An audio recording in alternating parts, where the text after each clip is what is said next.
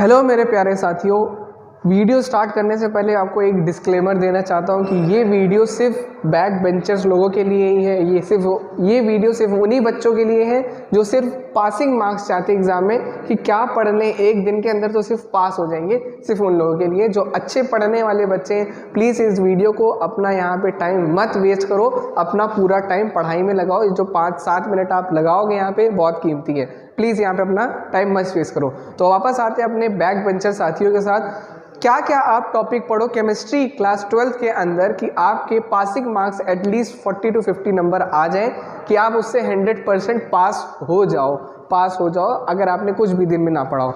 अगर आप इन सब चीज़ों को दिन भर पढ़ते हो तो बहुत ज़्यादा चांसेस हैं कि आप डेफिनेटली पास हो जाओगे। फटाफट अपना वीडियो शुरू करते हैं।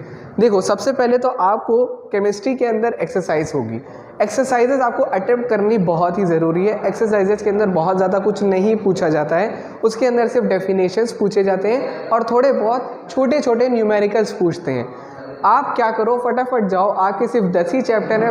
उन लोगों से पूछो जिन्होंने पूरी बुक पढ़ी है, उन लोगों का क्या हाल हुआ होगा। आपको सिर्फ 10 ही चैप्टर है, बहुत ज़्यादा नहीं है। फटाफट उनकी जाके डेफिनेशन रिवाइज करो, याद करो। आप सारी डेफिनेशन याद कर लोगे, फिर उसके बाद आपको नेम्ड रिएक्शंस देखनी है। देखो, फिल इन द ब्लैंक्स और आपका जो MCQs है, इन दोनों के अंदर बस 2 चीज़ ही पूछी जाती है। वो होती है थोड़े बहुत छोटा सा न्यूमेरिकल, वो भी MCQ के अंदर। और फिलिंग द ब्लैंक्स के अंदर आपसे बस ये पूछेगा कि बताओ गैल्वेनिक सेल का वोल्टेज कितना होता है, डैनियल सेल का वोल्टेज कितना है, या इस एलिमेंट का कितना ये वोल्टेज दिखाता है, कौन सा इलेक्ट्रोड है, कौन सा वो कैथोड है तुम्हारा, कुछ भी ऐसे ही पूछेगा। तो आपको उसके अंदर क्या याद करनी है, डेफिनेशंस याद करनी है, प्रॉपर्टीज़ याद करनी है और नेम्ड रिएक्शंस याद करनी है। Name reaction in the sense जो ऊपर की छोटी सी हेडिंग लिखी रहती है कि अगर आप इस कंपाउंड को इससे रिएक्ट कराओगे तो आपको ये मिलेगा। तो इन सारी लाइंस को प्लीज़ याद करो, यही ज़्यादातर पूछी जाती है एग्जाम के अंदर। अगर आप स्पेसिमेन पेपर उठा के देखोगे तो आपको यही पैटर्न फॉलो करने को मिलेगा। दूसरी बात है, आपको अब क्या याद करना है। देखो, आपने क्या याद किया, आपने याद की डेफिनेशंस, ठीक है। और उसके बाद आप याद कर लो अपनी इनऑर्गेनिक की प्रॉपर्टीज़, ठीक है। इनऑर्गेनिक की आप याद कर लो प्रॉपर्टीज़। फिर उसके बाद आपको क्या याद करना है, नेम्ड रिएक्शंस। देखो, मैं आपको यहाँ ये सजेस्ट नहीं करूँगा कि आप जाके कन्वर्जेंस पे अपना दिमाग ख़राब करो। कन्वर्जन समझने वाली चीज़ है, उसमें बहुत ज़्यादा टाइम इन्वेस्ट करोगे तो फिर आपका काम ख़राब हो जाएगा। यहाँ पे आपको इन सारी चीज़ को मेन फोकस करना है। ये ऑर्गेनिक के अंदर हो जाएगा, ये इनऑर्गेनिक के अंदर, ये फिजिकल के अंदर, और थोड़े बहुत न्यूमेरिकल भी अटेम्प्ट कर लो।